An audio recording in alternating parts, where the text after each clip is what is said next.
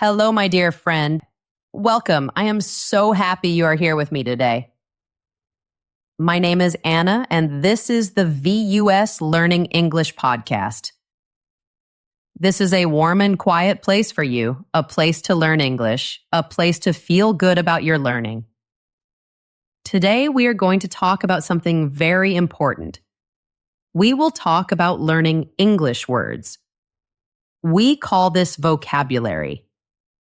Many students feel sad about learning vocabulary. They feel it is very, very hard. They learn a new word, and then in 1 or 2 days, the word is gone. Does this feel like you? If it does, I want you to know something. You are not alone, and it is not your fault.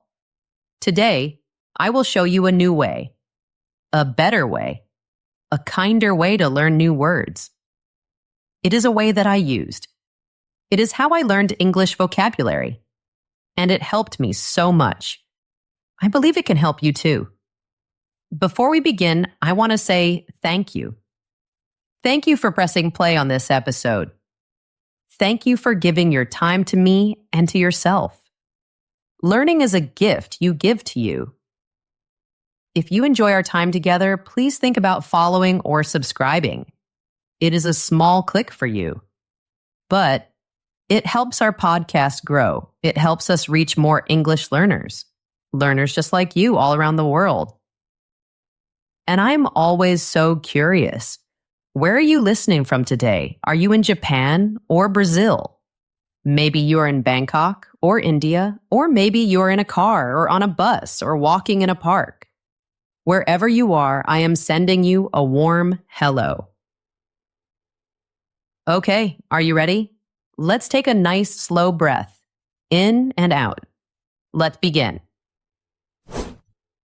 Section 1. The problem, the old, sad way. I want to tell you a story. It might feel very real to you. It is a story about learning new words. Let's call it the old way. The story starts with a wonderful idea. You think to yourself, I want to learn more English words. I want to speak better. I want to understand more. I want to sound smart and fluent.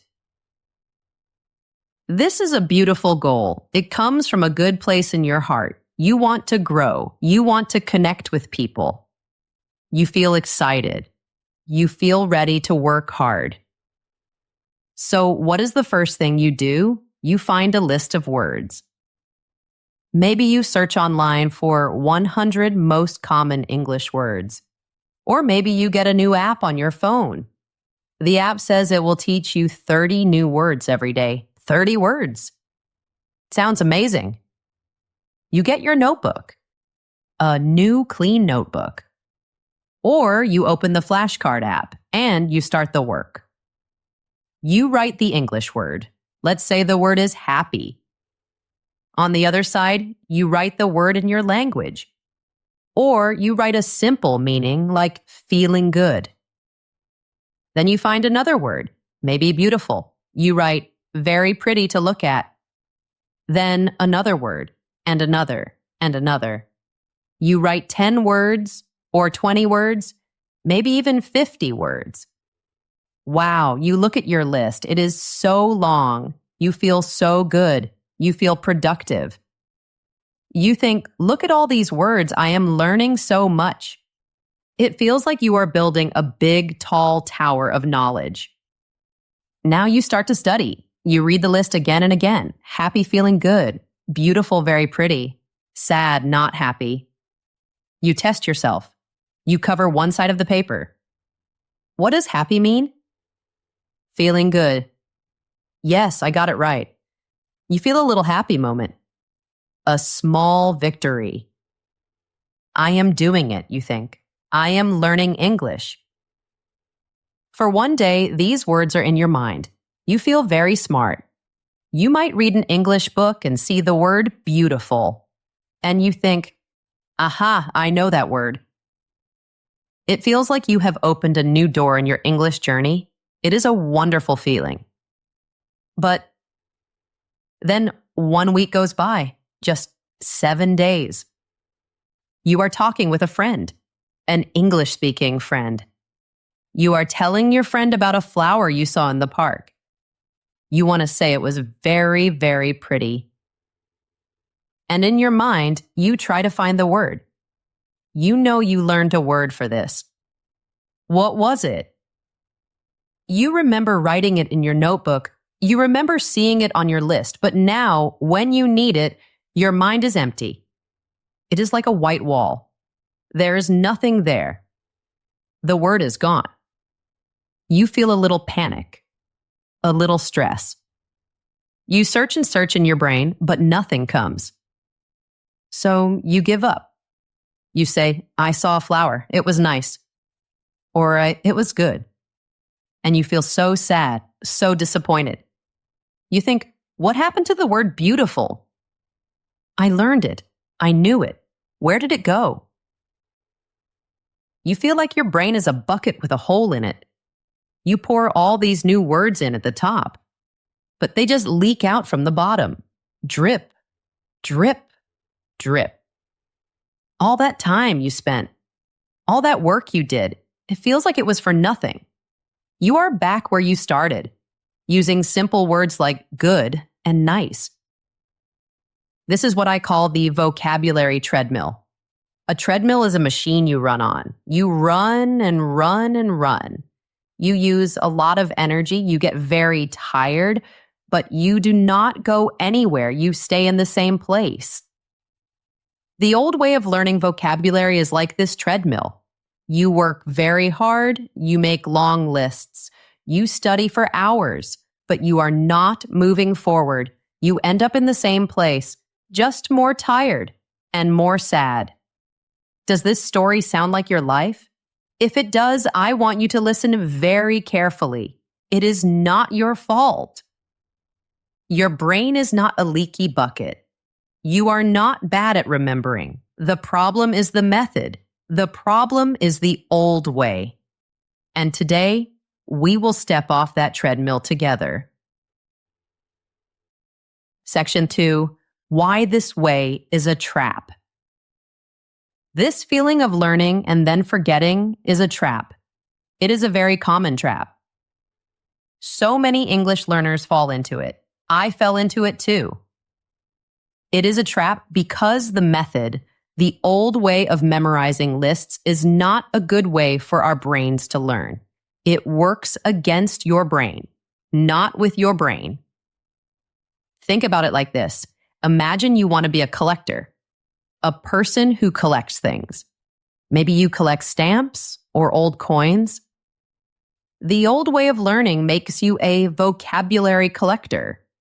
The goal of the vocabulary collector is to have the most words, to have the biggest collection. You have a notebook full of words, 500 words, 1,000 words. Wow, what a big collection. But a collection of words in a notebook is like a collection of beautiful paint colors in tubes. You have red, blue, yellow, green, so much potential. But it is not a painting. You cannot show someone a box of paint and say, "Look at my beautiful painting." You have to use the paint. You have to put it on the canvas. You have to create something. Words are the same. You cannot speak with a list. You cannot have a conversation with a flashcard. Words must be used. To understand this better, we need to know about two kinds of vocabulary. This is very, very important. The two kinds are passive vocabulary and active vocabulary. I want you to imagine something. Imagine a giant iceberg in the ocean. An iceberg is a huge piece of ice floating in the water. You know that with an iceberg, you only see a small part of it. The small part is above the water, but the biggest, most massive part of the iceberg is hidden. It is under the water. Your vocabulary is like this iceberg. The huge, deep part of the iceberg under the water is your passive vocabulary. These are all the words you recognize. When you are reading a book, you see a word and you think, "Oh yes, I know this word." Or you are watching a movie and you hear a word and you understand it. When you memorize long lists of words, you are building this part of the iceberg. You are adding more and more ice under the water. Your passive vocabulary can become very, very big. You can recognize thousands of words. But the small tip of the iceberg, the part that is above the water, the part that everyone can see. This is your active vocabulary. These are the words you use. These are the words that come to you easily when you are speaking. They come to you when you are writing. You do not have to think hard. You do not have to search for them. They are just there, ready for you. And here is the secret. Being fluent in English is not about the size of your whole iceberg. It is not about your passive vocabulary. Fluency is about the size of the tip of the iceberg. It is about your active vocabulary. It is about the words you can actually use in a real conversation.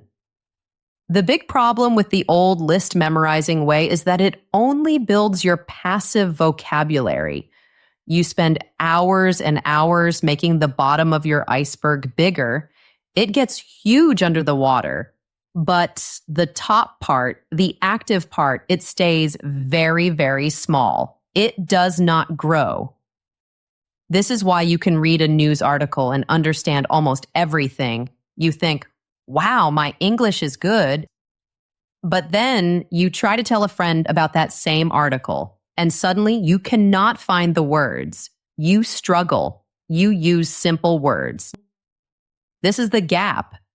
The space between what you understand and what you can say. The gap between your passive vocabulary and your active vocabulary. And this gap creates a very sad feeling. You feel like you are not a real English speaker. You think, I know so many words. Why can't I speak? What is wrong with me? My dear friend, listen to me. There is nothing wrong with you. Nothing at all. You just spent all your time building the bottom of the iceberg. We need to learn how to build the top, the part that everyone sees, the part that you use to share your ideas, your feelings, and your wonderful personality with the world. Think about another skill, like learning to cook. Could you become a great cook by only reading recipe books? No, of course not. You can read 100 recipes. You can memorize all the ingredients. But if you never go into the kitchen, if you never chop a vegetable, if you never feel the heat of the stove, if you never taste the food, you will never be a cook. Language is not just information. It is not a science book. Language is a skill, like cooking or dancing or playing the piano. And skills need practice. Real practice. Active practice. The old way of collecting words treats English like a dead thing, like a pile of facts to memorize. But English is alive. It is a living, breathing thing, and we need to treat it that way. Section 3. The big idea you must forget. So now we come to the most important idea of today. This is the one thing that can change everything for you. It is a big idea. It is a simple idea, but you must believe it. Here's the idea. Learning more and more and more words will not make you a fluent speaker. Let me say that again. It is so important. The idea that your main goal is to learn more words is a myth. A myth is a story that is not true, and this myth has been stopping you. It has been holding you back. People tell you to learn quantity. Quantity means a large number. Learn 30 words a day. Learn 1,000 words a month. But this focus on more is a trap. It forces you to learn in a very shallow way. Shallow means not deep, like water in a small puddle. When you try to learn 50 words in one day, you are learning them in a shallow way. You create a very weak memory of each word. The memory is just strong enough to pass a flashcard test. You see the word, you remember the meaning for a minute, but it is not a deep, strong memory. It is not strong enough to be found when you are in a real, fast conversation. This is because of how our brains work. Our brains are not computers. We cannot just download information. Our brains do not like to remember small, separate pieces of information, especially information that has no connection to our lives. When you learn a word like delicious, just from a list, it is a floating word. It is not connected to anything. It has no story. It has no feeling. It has no picture in your mind. It is just a piece of data. And your brain is very smart. It is also very busy. It knows it cannot remember everything. So it has a system to forget things that are not important. A long time ago, a smart man named Hermann Ebbinghaus studied memory. He discovered something called the forgetting curve. The forgetting curve shows us how quickly we forget new things. If you learn something new but you do not review it, you forget it very fast. You can forget half of what you learned in just a few days. Soon, almost all of it is gone. So when you memorize a long list of words, you are fighting against your own brain. You are fighting against the natural forgetting curve. You are trying to force your brain to do something it is not designed to do. So I will say it one more time. The problem is not your memory. You do not have a bad memory. The problem is the method. Trying to learn more and more and more words is the thing that stops you from truly learning any words at all. It is time to change the game. It is time to play a new game, a better game. It is time to stop being a vocabulary collector. It is time to start being a vocabulary user. Section 4, The New Way, a kinder, deeper path. Welcome to the new way, the new path. It is a path that is kinder to your brain. It is a path that is more effective. And it is a path that will make you feel confident. Here's the secret. It might sound strange at first. The key to speaking English with confidence is to learn fewer words. Yes, you heard me right. The secret is to learn fewer words, not more. I want you to forget the big numbers. Forget learning 20 words a day. Forget learning 30 words a day. That is the old, sad way. From today, let's have a new goal. A small, gentle goal. Our new goal is to learn just 3 to 5 new words each time you study. Just 3, or 4, or 5. That is all. You might be thinking, Anna, that is crazy. How can I learn English by learning so few words? That will take forever. I understand. It sounds strange. But the reason this works is because we are going to change what it means to learn a word. We will redefine it. In the old way, learning a word meant memorizing a definition. It was a quick, shallow action.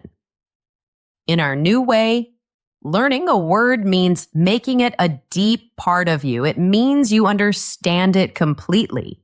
It means you can use it easily. It means you move it from your passive vocabulary to your active vocabulary. You move it from the bottom of the iceberg to the very top. We want to build a rich world around each word, a world full of connections, feelings, and memories. When you build this world, your brain cannot forget the word. It becomes important. It becomes part of your story. This new way is what I call the fewer, deeper way. Fewer words, but deeper learning. We stop the fast running on the treadmill and we start taking a slow, beautiful walk in a garden. On our walk, we stop to look at just one flower. We look at its color. We touch its leaves. We smell its beautiful scent. We truly, deeply experience that one flower. When we do this, we will remember that flower forever. If we just run past 100 flowers, we will remember none of them. To do this, I have a system. It is a simple system with 4 steps. I call it the active integration method. Active because we are using the words. Integration because we are making the words part of us. This is not just a list of ideas. It is a step-by-step system. You can follow these 4 steps for every new word you want to learn. The goal is to take one single word and change it from a strange, foreign thing into a trusted friend, a tool that you can use with confidence. The 4 steps are: Step 1, choose your words with heart. Step 2, understand the word deeply. Step 3, use the word actively. Step 4, review the word smartly. When you follow this system for just a few words, you will do something amazing. You will build a vocabulary that you can actually use. The words will stay with you. They will be there when you need them in a conversation. And your confidence will grow so much because you will finally be able to say what you really mean. You will be able to share your true self in English. By the way, if this is starting to make sense to you, if you are feeling a little aha moment in your heart, I would love it if you would tap the subscribe or follow button. We are about to go into the practical steps. And I want to be sure you don't miss future episodes where we use this kind method for other parts of English learning. Now let's learn how to do it. Section 5. The 4 steps to truly learn a word. Okay, let's get practical. This is the how-to part. This is the system you can start using today, right now. We will take one word, and we will walk through the 4 steps together, slowly, gently. The example word we will use today is a beautiful and useful word. The word is confident. Confident. Let's begin our journey with this word. Step 1. Choose your words with heart. First, we stop learning from random lists. Those lists were made by someone else. They are not connected to your life. The words you will remember the best are the words that are important to you, words that matter to your life, your job, your hobbies, your feelings, your goals. Our brains are designed to pay attention to things we care about. If something is important to you, your brain says, okay, I should remember this. So where do you find these important words? You find them in your life.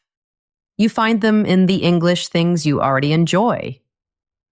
Maybe you like reading. You are reading a blog about cooking, or a story on the internet, or a news article about something you find interesting. When you see a word you don't know and it seems interesting or important, that is a good word to choose. Maybe you like listening. You listen to English songs. You watch movies or TV shows. You listen to podcasts like this one. When you hear a word that makes you think, what is that? Pause. Write it down. That is a good word to choose. Or maybe you were speaking. You were trying to say something in English, but you felt stuck. You felt like there was a missing word. After the conversation, think about it. What was the idea you wanted to share? You can use a dictionary to find the perfect word. That is a very powerful word to choose. Let's imagine you were reading a story about a woman who was starting a new job. She was very nervous, but she practiced her presentation many times. She told herself, I can do this. The story says, on the day of the presentation, she felt confident. This is a perfect word to choose. Why? First, you found it in a real context. You found it in a story. This gives it more meaning than a word on a list. Your brain already has a small picture for it. Second, it is a powerful word. It describes a feeling we all want to have. It has an emotion connected to it. Third, it is a very useful word. You can use it to describe yourself, to describe your friends, to talk about your goals. So great. We have chosen our word, confident. We do not just write it on a list and move on. No. Now, the real, deep, and happy work begins. Step 2, understand the word deeply. This is the step where we build that beautiful world around our word. We want to give our brain many different ways to connect to confident. Think of them like little hooks. The more hooks we create, the easier it is for our brain to catch the word. We do not just learn the definition. We explore the word's whole life. First, let's look at the dictionary meaning. But we will do it in a better way. Don't just look at the short meaning. Use a good dictionary for learners.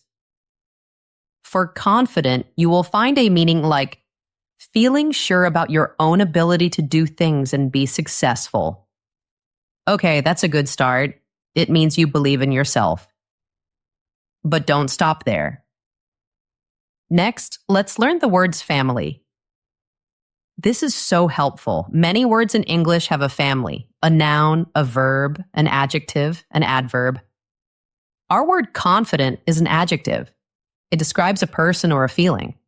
She is a confident person. What is the noun form?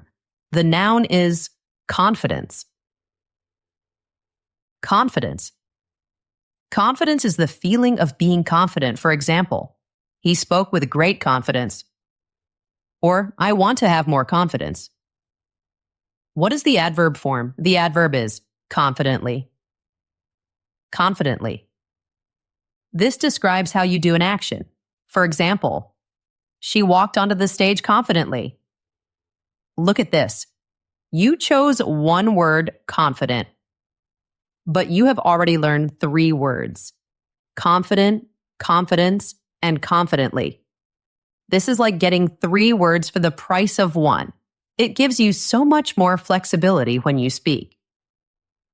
Next, let's find the words friends. In English, some words love to be together. They are like good friends who are often seen together. We call these collocations. Finding these word friends helps you sound more natural. You can do a simple search online. Search for confident collocation or words that go with confident. You will find combinations like feel confident, look confident, sound confident, become confident. You will also see adverbs that are friends with confident, very confident, really confident, quietly confident, fully confident. Write these down in your notebook. These are natural sounding phrases that native speakers use all the time. For example, instead of just saying, I am confident, you can say, I feel confident today. It sounds so good. Next, let's find the words opposites and similarities. This helps you understand the exact meaning of a word. Words that are similar are called synonyms.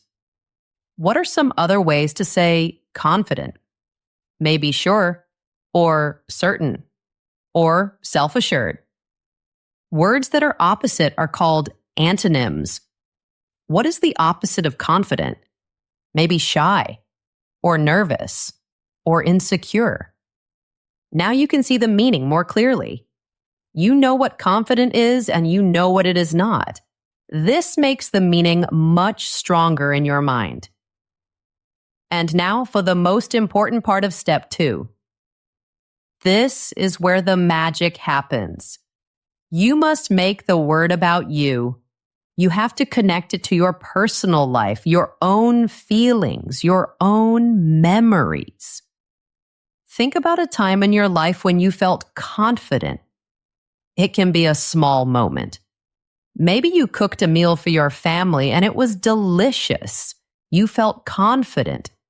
Maybe you gave a good answer in your English class. You felt confident. Maybe you learned to ride a bicycle. You felt confident. Now write 1 or 2 sentences that connect the word to your own life. Make it real for you. For example, when I passed my driving test, I felt so confident. Or, speaking English with a stranger for the first time gave me a lot of confidence. Here, we are using the noun form. Now, think of someone you know who is confident. It could be a friend, a family member, a famous person you like. Write a sentence about them.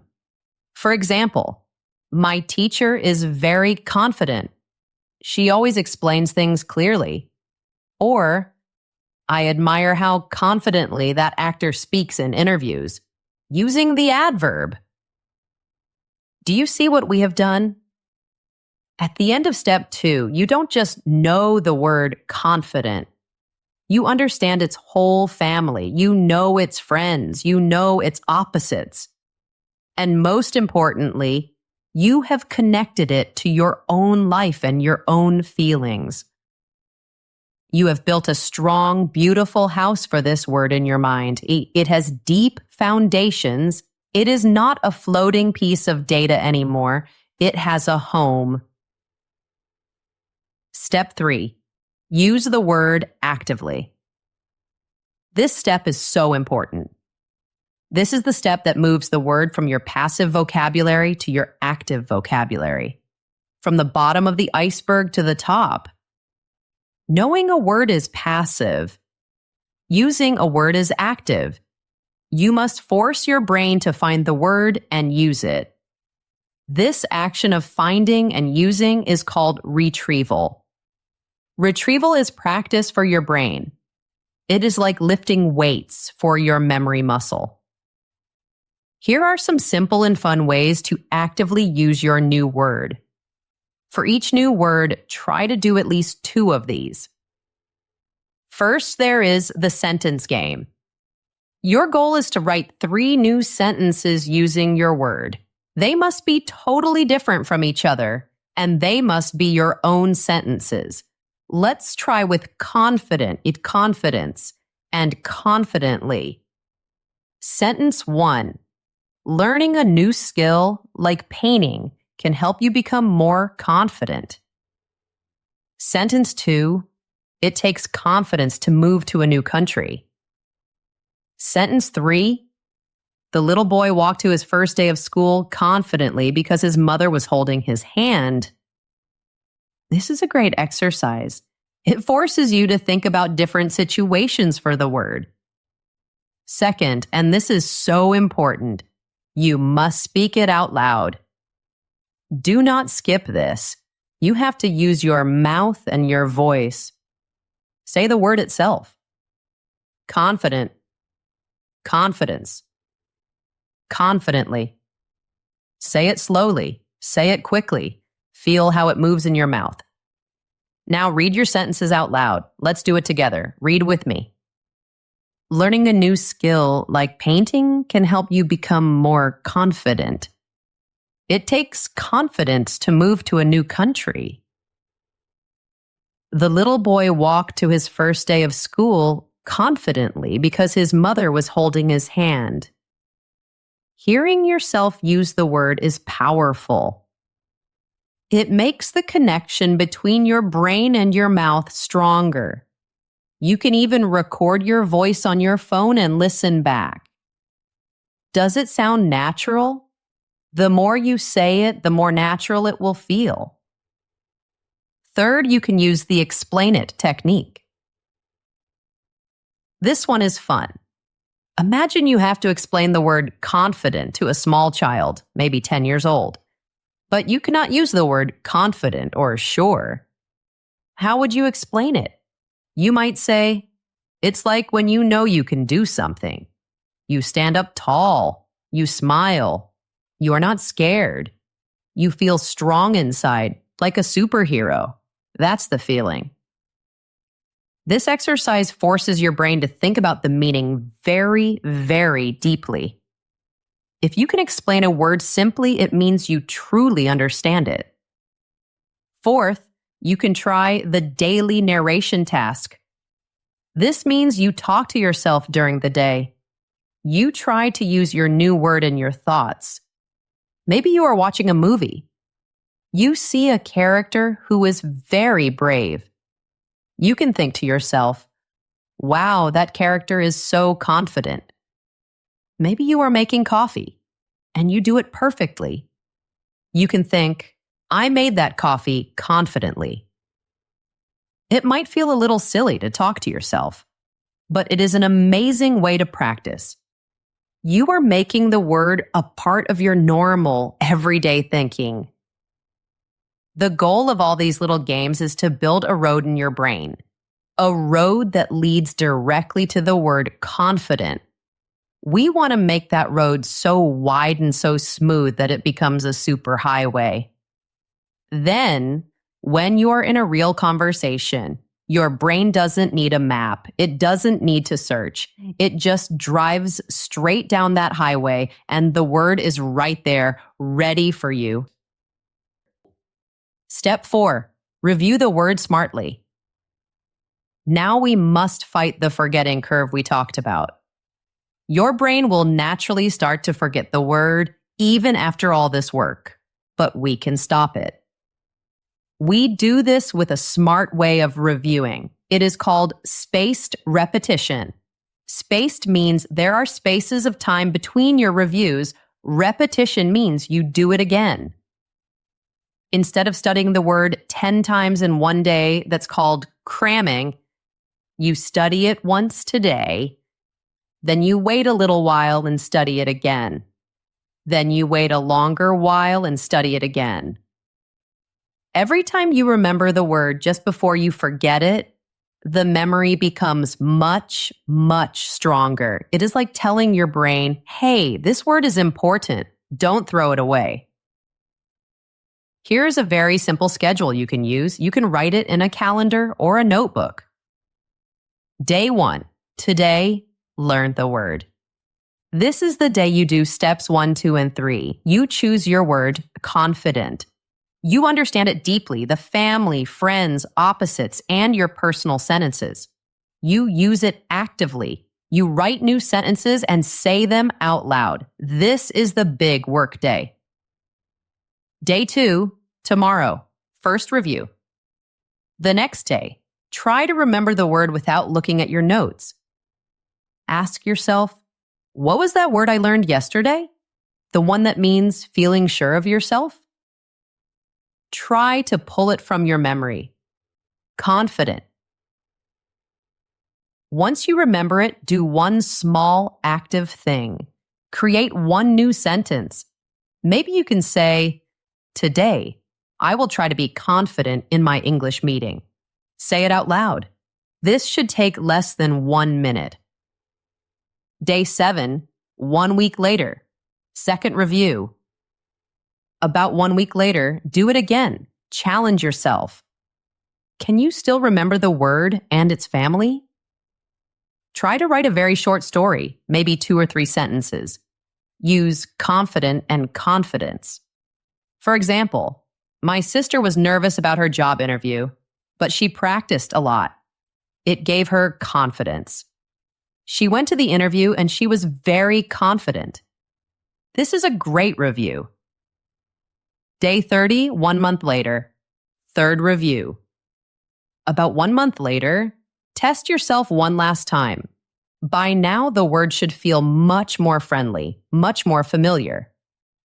A great exercise for this day is to try to teach the word. Pretend you are me. Explain the word confident out loud to an imaginary student. You could say, confident is a feeling. It's when you believe in you. And that is it. There are apps like Anki or Quizlet that can help you with spaced repetition. They are very useful, but you don't need an app. You only need a calendar and the wish to learn deeply. This 4-step process takes more time for each word. Yes, it does. It is slower than making a list of 50 words. But one word learned this way. One word that is truly yours is better than 100 words that you half remember. It is better than 100 words that live in your passive vocabulary, silent and unused. You will have a word that is not just in your brain, it will be in your heart, and it will be in your voice. For so long, maybe you have felt stuck in a cycle of learning and forgetting. You have been trying to fill a bucket with a hole. You have been running on a treadmill and getting nowhere. And maybe you have blamed yourself. You have thought, my memory is bad, or I am not good at languages.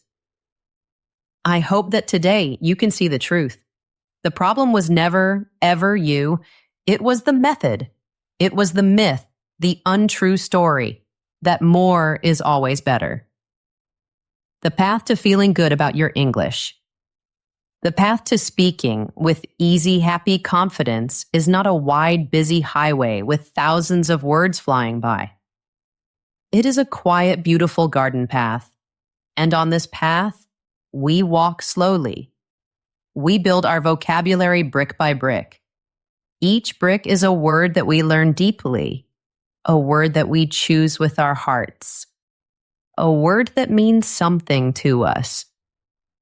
This is a change in thinking. It asks you to be brave. Brave enough to slow down. Brave enough to trust that learning just 3 words in a deep way is better than learning 30 words in a shallow way. It is about choosing real skill over the idea of fast progress. So please stop being a vocabulary collector. Start being a vocabulary user.